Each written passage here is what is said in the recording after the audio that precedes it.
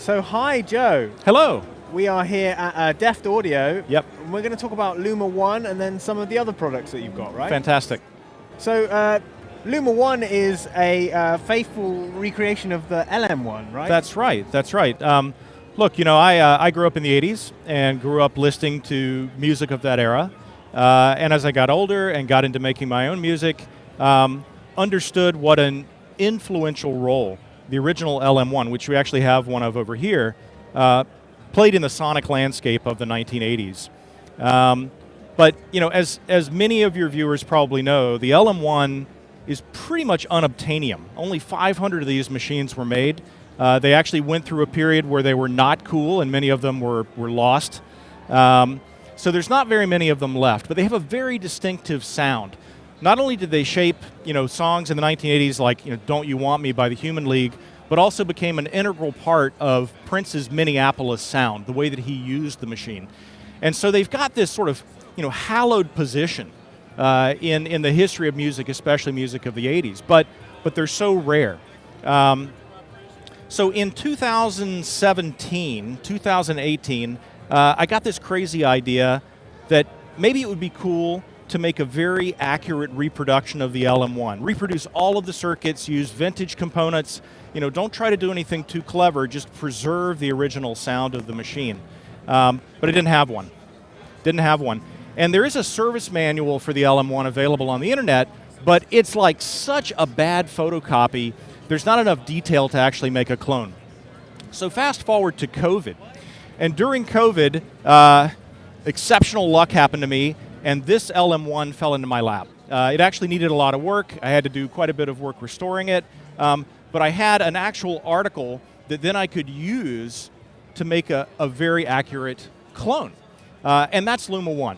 And so during COVID, had some free time, like many people do, and I really enjoyed sitting on my sofa at night with a glass of wine, printed circuit boards out of the original LM1, and my laptop, and very carefully and methodically made a copy. It actually runs the original LM1 firmware on the original Z80 processor that was used by Roger Linn. I think it's also important to note that I've become really good friends with Roger during the development of this machine, and this is built with his consent. He appreciates what we're doing in keeping the legacy alive in a very accurate way, and has been very supportive of the project. You know, what you get with a Luma above and LM1 is the same functionality that you would have had in the 1980s using a real LM1, but with sort of a little bit of modern technology layered on top. So in addition to the accurate classic sound, now you can do things like download your own custom sounds. And we've built a web application called LumaTools. It makes it really, really easy to edit sounds and send them down into the individual voices.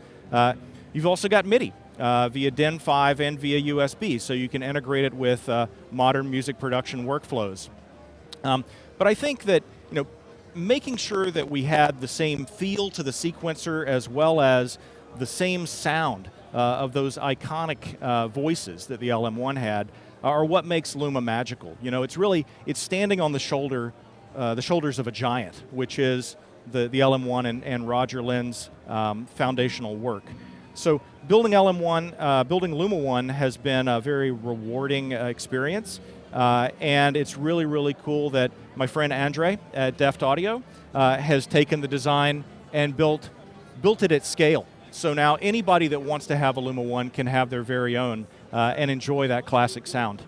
So I'm guessing it's you know, is it built to order, or are they available now? How's the kind of process of? So the original batch the original batch was all built to order. There was a pre-order period, but now, you know, Andre and Deft Audio have the production process pretty well dialed in. So I think if you want an LM1 today, you could actually have one today. Amazing. And what do you know what the price is in US? Yes. So these are, first of all, these are all hand-built in California. The printed circuit boards, the components, everything is assembled in California, the enclosure, the wood sides. This is a very bespoke hand-built instrument. Exactly. And retail is $4,500. Brilliant. And is there some other? Can we listen to a bit of it? Yeah. So with the success and the excitement of LumaOne, we've had people ask about what else could be done with the voices from a LumaOne, and we're very excited at Namm to announce Luma-Mu. Now, why is it called Luma-Mu? The sample format used in the LM1 is called Mu law, and that is because of how the D to A converter works on the LM1. These are 40-year-old D to A converters that have been sourced from old stock and used to build machines that have that very, very accurate sound. We've taken that classic DAC and the voice architecture from the LM1 and LumaOne and repackaged it in a single voice Eurorack module. So you can drop this into any Eurorack system and have a voice with those same sonic characteristics.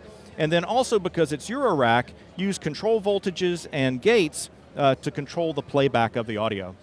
Brilliant. Should we hear just a little bit of the LumaOne, just to kind of give us a... The things that's really cool about the LM1 is the pitch control over the voices. So for example, if we take the snare drum here,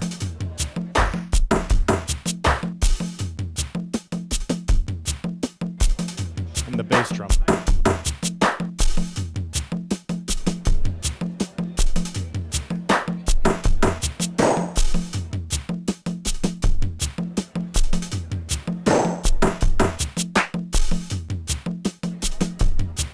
So this seems like it was like a real labor of love for you. It was, absolutely, yeah. Brilliant. And it's wonderful to to feel that love reflected back from users of the machine and from Roger himself. Roger's actually going to be here tomorrow, right? That's right. Yeah, come to the booth at 3 o'clock, and Roger Lynn will be here. Brilliant. Well, Joe, thank you very much for speaking to us. Thank you so much. It was my pleasure. We'll see you next time. All right, thank sounds you. good, man.